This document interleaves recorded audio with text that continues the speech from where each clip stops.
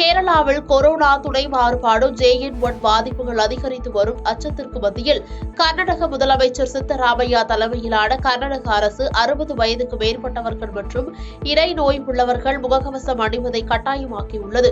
இதுகுறித்து கர்நாடக மாநில சுகாதாரத்துறை அமைச்சர் தினேஷ் குண்டுராவ் செய்தியாளர்களிடம் பேசுகையில், கர்நாடகத்தில் புதிய வகை கொரோனா பரவுவதை தடுக்கும் நோக்கில் தொழில்நுட்ப ஆலோசனை குழுவின் கூட்டத்தை நடத்தியுள்ளேன். 60 வயதுக்கு மேற்பட்டவர்கள், இதயம், சிறுநீரகம் உள்ளிட்ட இடை நோய்கள் உள்ளவர்கள், சளி காய்ச்சல் உள்ளவர்கள் கட்டாயம் முகக்கவசம் அணிய வேண்டும்.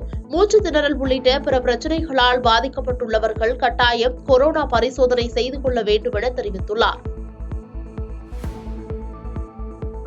பாதகம் செய்பவரை கண்டால் நாம் பயங்கொள்ளலாகாது பாப்பா, மோதி மிதித்து விடு பாப்பா, அவர் முகத்தில் உமிழ்ந்து விடு பாப்பா.